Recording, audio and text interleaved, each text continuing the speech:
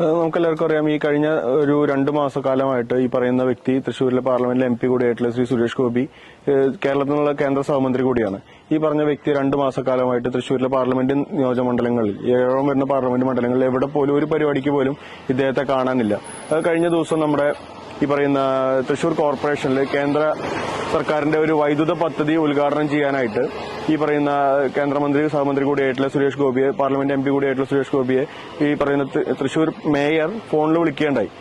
തൃശ്ശൂർ മേയറും അത് കഴിഞ്ഞ് ഈ രണ്ടാമത്തെ സർക്കാർ പദ്ധതി ഉദ്ഘാടനം ചെയ്യാൻ വന്ന മന്ത്രി രാജനും ഇദ്ദേഹത്തെ മാറി മാറി നിരന്തരം ഫോണിൽ ബന്ധപ്പെടാൻ ശ്രമിച്ചിട്ടും ഇദ്ദേഹത്തെ ഫോണിൽ ലഭിക്കാത്തൊരു സാഹചര്യമാണ് കഴിഞ്ഞ ദിവസം ഉണ്ടായിട്ടുള്ളത്. അതിനെക്കുറിച്ച് തൃശ്ശൂർ മേയർ തന്നെ കഴിഞ്ഞ ദിവസം ഒരു പ്രസ്താവന പറയുകയുണ്ടായി.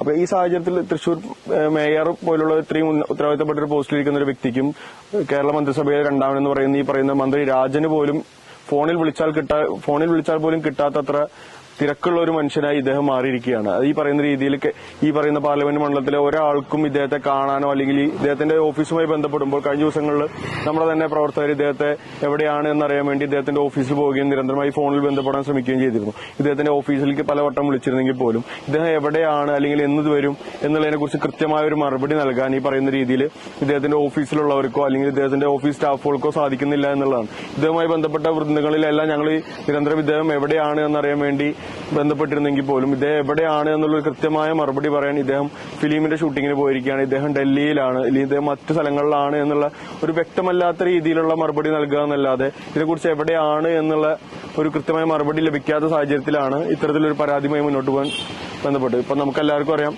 ഈ ഛത്തീസ്ഗഡിലെ കന്യാസ്ത്രീകളെ വ്യാജ മനുഷ്യക്കടത്ത് ആരോപണം ഉന്നയിച്ച് അറസ്റ്റ് ചെയ്തതുമായി ബന്ധപ്പെട്ട വിഷയം. ഇതിനുശേഷം ഇദ്ദേഹത്തെ ഈ തൃശൂർ പാർലമെന്റ് മണ്ഡലത്തിലേക്ക് കാണാനില്ലാത്തൊരവസ്ഥയാണ്. ഈ പറയുന്ന രീതിയിൽ തൃശൂർ പാർലമെന്റിൽ ഈ പറയുന്ന ക്രിസ്ത്യൻ ഭവനങ്ങളിൽ നിരന്തരമായി ക്രിസ്മസിന് കേക്ക് വിതരണം ചെയ്യാനായിട്ട് പോയിരുന്ന ഒരു വ്യക്തി കൂടിയാണ് ഇദ്ദേഹം. ഈ ഇലക്ഷൻ സമയത്ത് വോട്ട് നേടുന്നതിന് വേണ്ടി ലൂർദ് പള്ളിയിലെ മാതാവിന് സ്വർണ്ണ കിരീടം സമർപ്പിക്കുക, ഈ ക്രിസ്ത്യൻ ഭവനങ്ങൾ കേന്ദ്രീകരിച്ച് വർക്ക് നടത്തുക, അല്ലെങ്കിൽ അങ്ങനെ വോട്ട് നേടാൻ വേണ്ടി ക്രിസ്ത്യൻ ഈ പറയുന്ന ഒരു മതവിഭാഗത്തെ ഇത്രയധികം സ്വാധീനിക്കാൻ വേണ്ടിയുള്ള പ്രവർത്തനം നടത്തിയ ഒരു വ്യക്തി ഇത്രയും വലിയൊരു വിഷയം, ഈ ഒരു ക്രിസ്ത്യൻ മതവിഭാഗത്തെ വേട്ടയാടുന്ന രീതിയിലേക്ക് ഛത്തീസ്ഗഡിലെ BJP ഗവൺമെന്റ് മുന്നോട്ട് പോയപ്പോൾ അതിനെതിരെ ഒരു പ്രതികരണം പോലും ഒരു നോക്കുകൊണ്ടോ വാക്കുകൊണ്ടോ നടത്താൻ പോലും തയ്യാറാവാതെ ഇത്തരത്തിൽ തൃശ്ശൂരിൽ നിന്നുള്ള ഒരു MPയും കേരളത്തിൽ നിന്നൊരു സഹമന്ത്രി കൂടിയായിട്ടുള്ള ഒരു വ്യക്തി മുന്നോട്ട് പോയപ്പോഴാണ് ഇദ്ദേഹം എവിടെയാണ് അല്ലെങ്കിൽ എവിടെയാണ് ഉള്ളതെന്നുള്ള ഒരു അന്വേഷണവുമായി KSU ജില്ലാ കമ്മിറ്റി മുന്നോട്ട് പോയത്. അപ്പൊ ആ ഒരു അന്വേഷണവുമായി മുന്നോട്ട് പോയപ്പോൾ ഇദ്ദേഹം എവിടെയാണ് എന്ന് സത്യം പറഞ്ഞാൽ ഞങ്ങൾക്ക് ആർക്കും അറിയാത്തൊരവസ്ഥയാണ്. തൃശ്ശൂരിലെ വോട്ടർ കൂടിയായ എനിക്ക് പോലും അറിയാത്തൊരവസ്ഥയാണ് ഇദ്ദേഹം എവിടെയാണ്.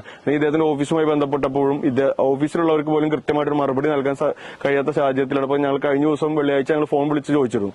അപ്പോൾ വിളിച്ചു ചോദിച്ചപ്പോഴും ഇദ്ദേഹം പറയുന്നത് അത് വിളിച്ച് ചോദിച്ച് അപ്ഡേറ്റ് ചെയ്തിട്ട് വരണം, ഇപ്പൊ നിലവിൽ എവിടെയാണുള്ളതെന്നതിൽ കൃത്യമായ ഒരു മറുപടി പറയാൻ പോലും ഇദ്ദേഹവുമായി ബന്ധപ്പെട്ട് നിൽക്കുന്ന ഇദ്ദേഹത്തിന്റെ ഓഫീസിന് സാധിക്കുന്നില്ല എന്നുള്ളതാണ് ഇപ്പോൾ ജില്ലയിൽ കാണുന്ന ഒരു സാഹചര്യം. ആ ഒരു സാഹചര്യത്തിന്റെ അടിസ്ഥാനത്തിലാണ് ഇത്തരത്തിലൊരു പരാതി നൽകി നമ്മുടെ MP എവിടെയാണെന്നുള്ളത് അറിയേണ്ട, അദ്ദേഹത്തിന് എന്തെങ്കിലും അത്യാഹിതം പറ്റിയിട്ടുണ്ടോ, എന്തെങ്കിലും ആപത്ത് പറ്റിയോ അല്ലെങ്കിൽ അപകടം പറ്റിയിട്ടിരിക്കുകയാണോ എന്നുള്ളൊരു കാര്യം അറിയാൻ വേണ്ടിയിട്ടാണ് ഇത്തരത്തിലൊരു പോലീസ് പരാതിയുമായിട്ട് KSUവിന്റെ ജില്ലാ കമ്മിറ്റി മുന്നോട്ട് പോകാൻ തീരുമാനിച്ചത്.